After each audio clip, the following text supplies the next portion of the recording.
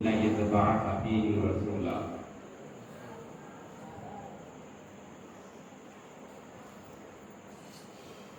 صدق الله مولانا العظيم وصدق رسوله النبي الأمين المكين الكريم ونحن على ذلك لمن الشاهدين والشاكرين والحمد لله رب العالمين۔ آئیے ہم اور آپ سب سے پہلے مل کر اپنے آقا و مولا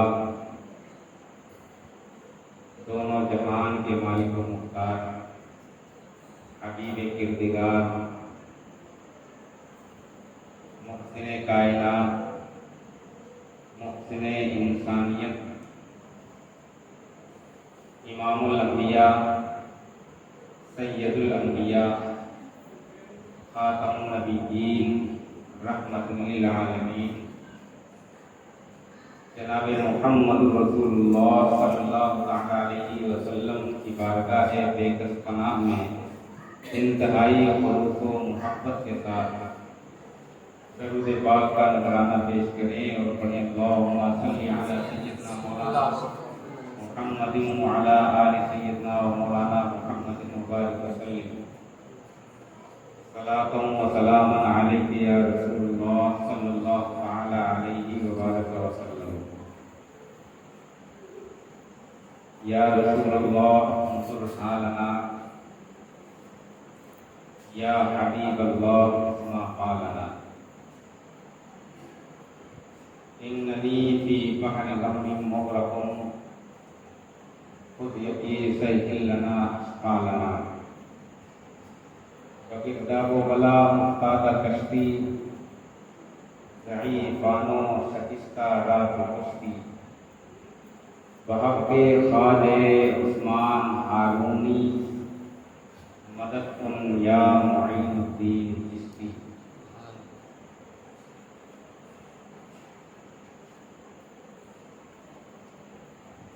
حضرات محترم، آج ہم اور آپ اپنے آقا و مولا حضور رحمت عالم نور مجسم جناب محمد رسول اللہ صلی اللہ تعالی علیہ وسلم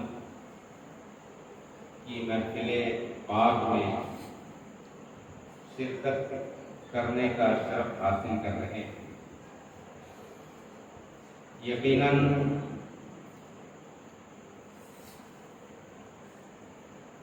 یہ وہ محفلیں ہیں جن کی افضلیت کا اور ان محفلوں کی مقبولیت کا کوئی اندازہ نہیں لگا سکتا، اور کیوں نہ ہو، اللہ تبارک و تعالیٰ نے قرآن مقدس میں ارشاد فرمایا قل بفضل اللہ فبذلک فلیفرحوا هو خیر مما یجمعون۔ اللہ ارشاد فرماتا ہے اللہ نے جو تم پر فضل کیا ہے، تم پر جو فضل کیا ہے، جو نعمت عطا کی ہے، اس پر خرچ کرو۔ قل بفضل اللہ فبذلک فلیفرحوا، اس پر خوشیاں مناؤ، اس کا شکر ادا کرو۔ جو اللہ نے تم پر فضل کیا، جو نعمتیں عطا کی ہیں، ان نعمتوں پر اور اس کے فضل عظیم پر اللہ کا شکر ادا کرو، اور ان نعمتوں کا تذکرہ بھی کرو، اور اپنے مالک کا، اپنے رب کا، اپنے معبود حقیقی کا شکر بھی ادا کرو۔ اللہ غفور الرحیم ہے، کریم ہے، مالک ہے، خالق ہے۔ اس نے اپنے بندوں کے لیے ان کی بھلائی کے لیے بے شمار نعمتیں عطا فرمائی جن کا کوئی شمار نہیں. اور خود اللہ تبارک و تعالیٰ قرآن مقدس میں ارشاد فرماتا ہے وَإِن تَعُدُّوا نِعْمَتَ اللَّهِ لَا تُحْصُوهَا. اللہ نے جو تمہیں نعمتیں عطا کی ہیں ان نعمتوں کو اگر تم شمار کرنا چاہو تو اللہ کی عطا کردہ نعمتوں کا شمار نہیں کر سکتے ہو. قرآن کا نزول ہونا یہ بھی اللہ کی طرف سے بندوں کے لیے ایک بہت بڑی نعمت ہے. نمازوں کا ملنا یہ اللہ کی طرف سے نعمت ہے، اس کا فضل عظیم ہے. روزوں کا ملنا یہ اللہ کی طرف سے بندوں کے اوپر اس کا فضل عظیم ہے. اور پھر سب سے بڑی اس کی نعمت جو ہے یہ اپنے محبوب کو تمہارے درمیان بھیج دینا، یہ تمام نعمتوں کا مجموعہ ہے. تمام نعمتوں پر سب سے بڑی نعمت یہ ہے رسول اللہ صلی اللہ تعالی علیہ وسلم کا دنیا کے اندر تشریف لانا. رسول اللہ نہ آتے تو نہ دنیا ہوتی، نہ آخرت ہوتی، نہ زمین ہوتی، نہ آسمان ہوتا، نہ چاند و سورج ہوتے، نہ فرشتے ہوتے، نہ انبیاء کی جماعت تشریف لاتی، نہ اولیاء کی جماعت ہوتی، نہ صحابہ کی جماعت ہوتی، نہ قرآن ہوتا، نہ نماز ہوتی، نہ روزے ہوتے، نہ عبادت ہوتی، نہ حج ہوتا، نہ قربانی ہوتی. غرضے کی کچھ ہوتا ہی نہیں اگر سرکار تشریف نہ لاتی. آج جو کچھ بھی ہمیں عطا ہوا ہے، ہمیں اللہ نے عطا کیا ہے، وہ سب رسول اللہ صلی اللہ تعالی علیہ وسلم کی ولادت کا صدقہ ہے. ان کی آمد کی برکتیں ہیں، ان کی ولادت کا صدقہ ہے، ورنہ کچھ بھی نہ ہوتا. اللہ خود ارشاد فرماتا ہے لما خلقت الافلاق والارضین لولاک لما خلقت الافلاق والارضین. اے محبوب اگر تمہیں دنیا کے اندر پیدا کرنا مقصد نہ ہوتا تو میں نہ زمین بناتا، نہ زمین بناتا، نہ آسمان بناتا، نہ دنیا بناتا، نہ آخرت بناتا، نہ شمس و قمر، نہ خشک و تر، نہ بحر و بر. غرضے کی کچھ بھی نہ ہوتا، صرف رب تھا، اللہ تھا اور ہمیشہ وہی رہتا. اللہ کے سوا کچھ نہ تھا، کچھ نہ ہوتا. آج جو کچھ بھی اللہ نے بنایا ہے وہ سب اپنے محبوب کے لیے بنایا ہے، سب محبوب کی ولادت کے لیے بنایا ہے، سب محبوب کی آمد کے لیے بنایا ہے. آج آپ میلاد کا اہتمام کرتے ہیں، میلاد شریف ہوتا ہے نا، مسجدوں میں ہوتا ہے، مدارس میں ہوتا ہے، گھروں میں ہوتا ہے، گلی کوچوں میں ہوتا ہے، سڑکوں پہ ہوتا ہے، ہونا بھی چاہیے. اس لیے اللہ نے جو حبیب پاک صلی اللہ تعالی علیہ وسلم کی شکل میں جو اپنے بندوں کے اوپر فضل فرمایا ہے اور جو خوشی عطا کی ہے، جو نعمت عطا کی ہے، پوری دنیا ساری زندگی اس نعمت کا شکر ادا کرتی رہے لیکن اللہ کی اس نعمت کا شکر نہیں ادا کر سکتی. بے شک سبحان اللہ. شکر ادا بھی کرنا چاہیے اور ان نعمتوں کا تذکرہ بھی کرنا چاہیے. تو آپ محفل میلاد کے لیے کیا کرتے ہیں؟ سب سے پہلے اسٹیج بناتے ہیں زمین کے اوپر، اور اگر زمین نہ ہوتی تو اسٹیج کہاں بناتے؟ زمین اور آسمان کے درمیان تو اسٹیج بناتے نہیں. تو میلاد کرنے کے لیے آپ نے اسٹیج بنایا، زمین پر ممبر بنایا، چادریں بچھائی، مائک کا اہتمام کیا، پڑھنے والے کو بلایا، شیرینی کا انتظام کیا، تمام طرح کے آپ انتظامات کرتے ہیں. اس کے بعد رسول اللہ صلی اللہ تعالی علیہ وسلم کا ذکر ہوتا ہے اور ان کا تذکرہ ہوتا ہے، ان کا میلاد پڑھا جاتا ہے. تو اللہ نے زمین کو بنایا میلاد مصطفیٰ صلی اللہ تعالی علیہ وسلم کے صدقے میں، آسمان کو بنایا میلاد مصطفیٰ صلی اللہ تعالی علیہ وسلم کے صدقے میں، چاند و سورج کو بنایا میلاد مصطفیٰ صلی اللہ تعالی علیہ وسلم کے صدقے میں. آج جو میلاد کے منکر ہیں وہ کن کن چیزوں کا انکار کریں گے. یہ زمین یہ بھی میلاد والی ہے، آسمان یہ بھی میلاد والا ہے، چاند و سورج یہ سب میلاد والے ہیں. غرضے کی دنیا کی جتنی بھی چیزیں ہیں، چاہے لوح ہو، چاہے کرسی ہو، چاہے قلم ہو، چاہے زمین ہو، چاہے آسمان ہو، چاہے فرشتے ہوں، قرآن ہو، نماز ہو، روزے ہوں، عبادتیں ہوں، تقویٰ ہو، پرہیزگاری ہو، طہارت ہو، معرفت ہو، حقیقت ہو، ریاضت ہو، طریقت ہو، جو کچھ بھی ہے یہ سب میلاد والا ہے. اگر رسول اللہ تشریف نہ لاتے تو کچھ ہوتا ہی نہیں. یہ سب میلاد کے صدقے میں اللہ تبارک و تعالیٰ نے بنایا. یہ سب میلاد مصطفیٰ کی برکتیں ہیں. یہ ولادت مصطفیٰ کا صدقہ ہے. اسی وجہ سے اللہ تبارک و تعالیٰ نے ارشاد فرمایا قل بفضل اللہ فبذلک فلیفرحوا هو خیر مما یجمعون. اور اللہ نے جو تم پر فضل کیا ہے اس پر خرچ کرو اور اس کا شکر ادا کرو. ایسے شکر ادا کریں ہوا خیر مما یجمعون، اجتماعی طریقے سے اس کا فضل کا شکر ادا کرو. تمام نعمتوں پر اللہ نے بے شمار اپنے بندوں کے اوپر فضل و کرم کیا ہے جس کا کوئی شمار نہیں ہے.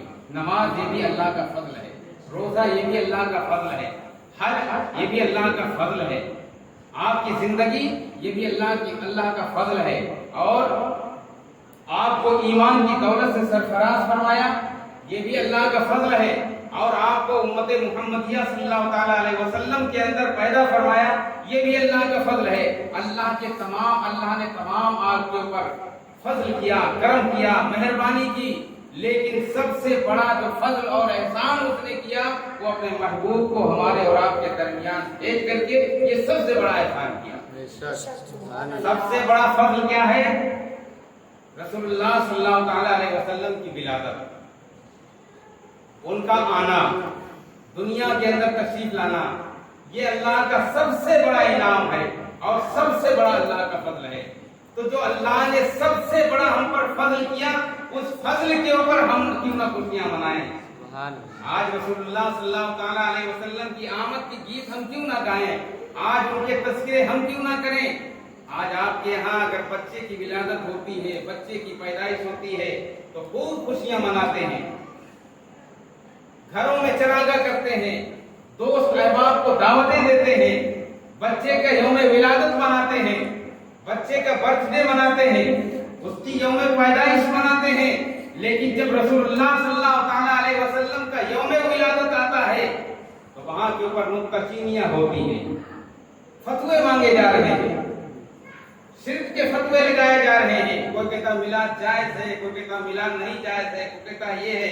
ارے تمہیں تمہارے بچے کا جنم دن مبارک ہو، ہمیں رسول اعظم کا جنم دن مبارک ہو. وہ خوشی نہیں چاہیے جو رسول اللہ صلی اللہ تعالی علیہ وسلم کی آمد پر خوشی نہ منا کر کے ہمیں دنیا کی کوئی خوشی نہیں چاہیے. اور کیوں نہ ہو اللہ تبارک و تعالی اپنے محبوب پاک صلی اللہ تعالی علیہ وسلم کی ولادت کے اوپر خوشیاں منا رہا ہے. اللہ خود خوشی منا رہا ہے اور اپنے بندوں کو بھی حکم دے رہا ہے کہ ان کی آمد پر خوشیاں مناؤ. اپنے گھروں کو خوشبو سے معطر کرو، اپنے گھروں کے اوپر اسلامی پرچم لہراؤ، اپنے گھروں کو پاک اور صاف ستھرا رکھو، اپنے گھروں کے اندر چراغاں کرو، اور گلی کوچوں میں، مسجدوں میں، مدارس میں، گھر کے اندر رسول اللہ صلی اللہ تعالی علیہ وسلم کی آمد کا تذکرہ کرو، ان کی محفل، ان کی میلاد کی محفل کرو، ان کے تذکرے کرو، ان کے گیت گاؤ، ان کی آمد کا تذکرہ کرو. اللہ تبارک و تعالیٰ نے خود محبوب پاک صلی اللہ تعالی علیہ وسلم کی آمد پر خوشیاں منائی ہیں. جس سال میرے آقا صلی اللہ تعالی علیہ وسلم ملک عرب میں تشریف لائے، اس آپ کے آنے سے پہلے ملک عرب کا دستور یہ تھا کہ جس کے یہاں بھی بچی پیدا ہوتی تھی اس کو مایوس سمجھتے تھے، برا جانتے تھے، اور اس بچی کو زندہ زمین کے اندر دفن کر دیا کرتے تھے. اس طرح سے حالات تھے. جس کے یہاں بھی بچی پیدا ہوتی زندہ زمین کے اندر دفن کر دیا کرتے تھے. لیکن میرے آقا صلی اللہ تعالی علیہ وسلم کی جس سال ولادت ہوئی تو اللہ نے اس انداز میں خوشی منائی کہ پورے سال میں ملک عرب کے اندر پورا سال اللہ نے کسی کے یہاں بیٹی نہیں عطا کی بلکہ سب کو بیٹا عطا کیا. سبحان اللہ. سال بھر جس کے یہاں بھی پیدائش ہوئی بیٹی کی شکل میں نہیں بلکہ بیٹے کی شکل میں ولادت ہوئی, بیٹے کی شکل میں پیدائش ہوئی. اس طرح سے اللہ نے اپنے بندوں کو ایک انعام عطا کیا اور خوشیاں منائی. زمین و آسمان نبی کی آمد پر خوشیاں مناتے ہیں. آسمان کے فرشتے نبی کی آمد پر خوشیاں مناتے ہیں. اہل دل, اہل معرفت, مومن رسول اللہ صلی اللہ تعالی علیہ وسلم کے جو سچے اور پکے غلام ہیں وہ نبی کی آمد پر خوشیاں مناتے ہیں. اور محفل میلاد تو ایک ایسا عمل ہے کہ اللہ تبارک و تعالیٰ کی بارگاہ میں مقبول ضرور ہوتا ہے. آپ کے کوئی عمل کی مقبولیت کی کوئی گارنٹی نہیں ہے, لیکن اگر صدق دل سے عقیدت و محبت کے ساتھ, یقین کامل کے ساتھ رسول اللہ صلی اللہ تعالی علیہ وسلم کی میلاد کی محفل کی جاتی ہے اسے اللہ تبارک و تعالیٰ اپنی بارگاہ میں ضرور قبول کرتا ہے اور قبول کرنے کے بعد اسے صلہ بھی عطا فرماتا ہے. میرے آقا صلی اللہ تعالی علیہ وسلم کی جس وقت ولادت شریف ہوئی آپ ابو لہب نے کہا اپنی باندی سے, سویبہ سے کہا کہ سویبہ آج میرے مرحوم بھائی عبداللہ کے گھر ولادت ہونے والی تھی, پتہ کر کے آؤ بیٹا ہوا ہے یا بیٹی ہوئی. ابو لہب کی خادمہ باندی حضرت عبداللہ رضی اللہ تعالی عنہ کے گھر جب جاتی ہے تو کیا دیکھتی ہے, بی بی آمنہ طیبہ طاہرہ رضی اللہ تعالی عنہ کے گود کے اندر ایک خوبصورت حسین و جمیل بچہ. جیسے ہی نظر مصطفیٰ, چہرے مصطفیٰ کے اوپر سویبہ کی نظر پڑی, اس کی آنکھیں دنگ رہ گئیں کہ آج تک ہم نے اتنا حسین و جمیل, اتنا خوبصورت آج تک ہم نے بچہ دیکھا ہی نہیں. دوڑی گئی اور ابو لہب کو یہ خوشخبری سنائی کہ ابو لہب خوش ہو جاؤ, تمہارے مرحوم بھائی حضرت عبداللہ کے گھر بیٹی نہیں بلکہ بیٹے کی پیدائش ہوئی ہے. جو میں نے آج تک اتنا حسین و جمیل بچہ دیکھا ہی نہیں, اس کا چہرہ ایسا چمک رہا ہے جس کے چہرے کے سامنے 14 تاریخ کا چاند بھی مانند پڑ رہا ہے, چاند بھی شرما رہا ہے. اس کے چہرے انور سے نور کی اتنی شعائیں نکل رہی ہیں جو اس شعاؤں سے پورے عالم کو منور کیے ہوئے ہیں. ابو لہب نے یہ خوشخبری سنی تو انگلی سے اشارہ کیا, سویبہ کو آزاد کر دیا. اپنی لونڈی کو, جو اس کی لونڈی تھی, خادمہ تھی, نوکرانی تھی, ابو لہب نے بھتیجے کی خوشی میں انگلی سے اشارہ کیا اور کہا کہ سویبہ آج سے میں تجھے آزاد کرتا ہوں. سب سے پہلے رسول اللہ صلی اللہ تعالی علیہ وسلم کی آمد کا تذکرہ کس نے کیا, ان کی ولادت کس نے بیان کی, پیدائش کی خوشخبری کس نے دی, سویبہ نے.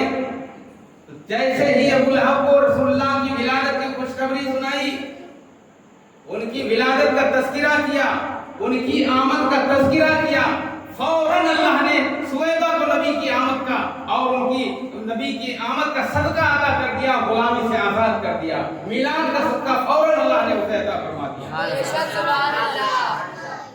ابو لہب پوری زندگی رسول اللہ صلی اللہ تعالی علیہ وسلم کو پریشان کرتا رہا, اذیتیں پہنچاتا رہا, تکلیفیں پہنچاتا رہا. ساری زندگی بانی اسلام اور اسلام کے خاتمے کے لیے ہمتن گوش رہتا تھا. مر گیا, کفر پر مرا.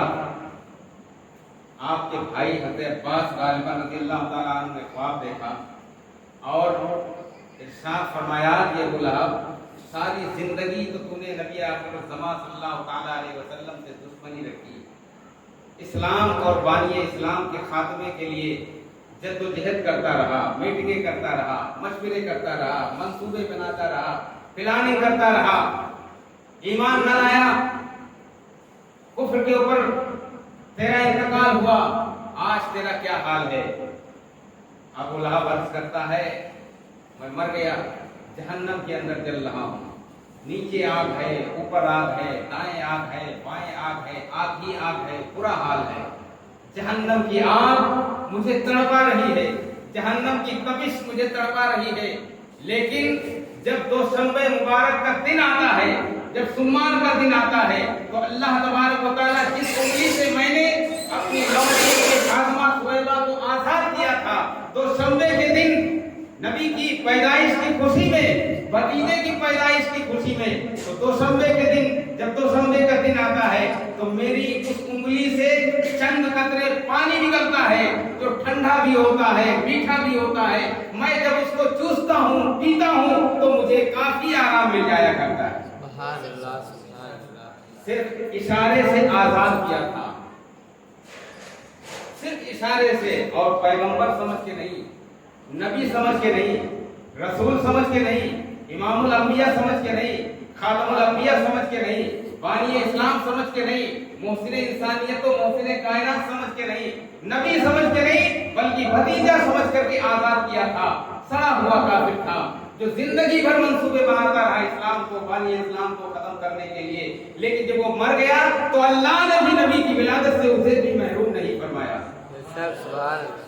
اسے بھی اپنے محبوب کی آمد کا صدقہ ادا کیا۔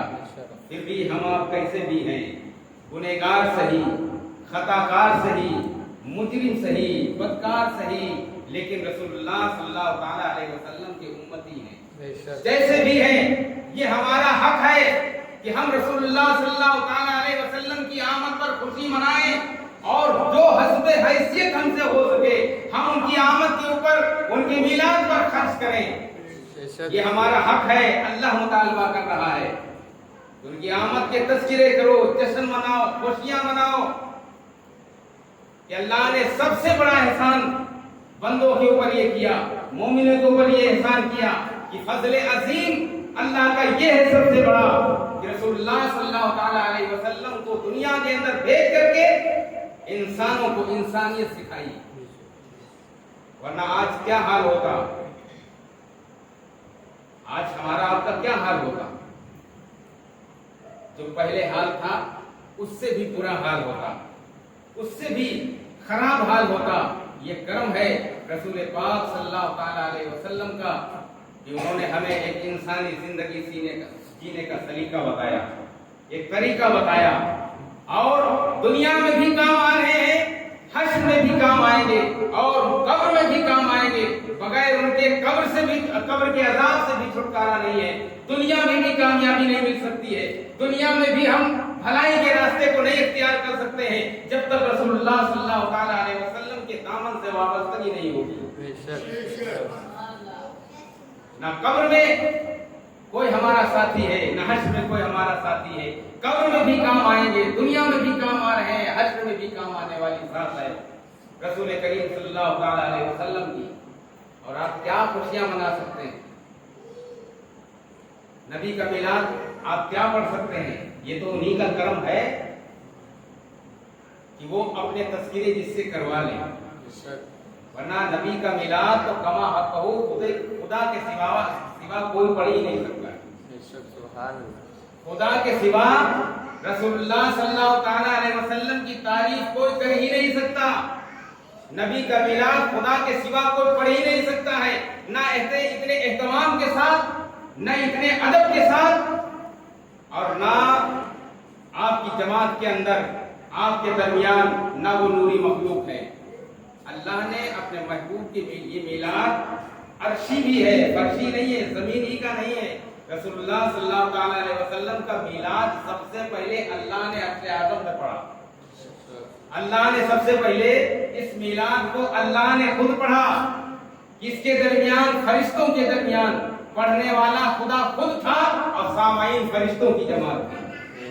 कैसा वो समा रहा होगा, कैसा वो मंजर रहा होगा कि अल्लाह खुद अपने महबूब का तज़किरा कर रहा है, विलादत का तज़किरा कर रहा है, जिसको कुरान मुक़द्दस में इरशाद फरमाया वही अख़ज़ल्लाहु मीसाक़न नबिय्यीन लमा आतैतुकुम मिन किताबिन व हिकमा सुम्मा जाअकुम रसूलुन मुसद्दिक़ुन लिमा मअकुम लतु'मिनुन्न बिही व लतंसुरुन्ना क़ाल अक़ररतुम व अख़ज़्तुम अला ज़ालिका इस्री क़ालू अक़ररना क़ाल फशहदू व अना मअकुम मिनश शाहिदीन। अल्लाह ने फरिश्तों को जमा फरमाया और एक इकरार लिया, एक अहद लिया, रसूलुल्लाह का तज़किरा फरमाया, रसूलुल्लाह का जिक्र किया, रसूलुल्लाह की विलादत का तज़किरा किया और फिर उन तमाम अंबिया किराम से एक वादा लिया, एक अहद लिया कि हमारे नबी की हिमायत करोगे, हमारे नबी की, नबी आखिर ज़मां की पैरवी करोगे, एक दूसरे पर तुम गवाह हो जाओ, एक दूसरे पर तुम गवाह हो जाओ। अल्लाह ने अपने महबूब का तज़किरा, अपने नबी का तज़किरा अर्श आज़म पे फरिश्तों के दरमियान किया। नबी का मीलाद पढ़ा, अभी दुनिया में तशरीफ नहीं लाए हैं, लेकिन अल्लाह खुद अपने महबूब का मीलाद पढ़ रहा है। तो ये मीलाद का पढ़ना ये खुदा की सुन्नत है और मीलाद का सुनना ये फरिश्तों की सुन्नत है। ये नया अमल नहीं है और ये आज से नहीं, जब रसूलुल्लाह दुनिया के अंदर तशरीफ नहीं लाए थे तब भी अर्श आज़म में रसूलुल्लाह के तज़किरे हो रहे थे, जन्नत में रसूलुल्लाह के तज़किरे हो रहे थे, लौह कलम अर्श कुर्सी पे रसूलुल्लाह के तज़किरे हो रहे थे। जब दुनिया में तशरीफ नहीं लाए उससे पहले रसूलुल्लाह के दुनिया के अंदर तज़किरे हो रहे थे। हर पैगंबर ने रसूल करीम सल्लल्लाहु ताला अलैहि वसल्लम का जिक्र किया और तज़किरा किया। सबने अपने उम्मतियों की शान, अपने उम्मतियों को रसूल करीम सल्लल्लाहु ताला अलैहि वसल्लम के बारे में बताया।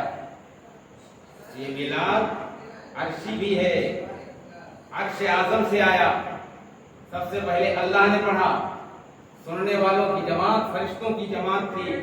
अगर आज हम सब मिलाद को मना रहे हैं तो खुदा गोया की सुन्नते खुदाबंदी पर अमल कर रहे हैं। सुनने अगर जा रहे हैं तो सुन्नते फरिश्तों की सुन्नत के ऊपर अमल कर रहे हैं।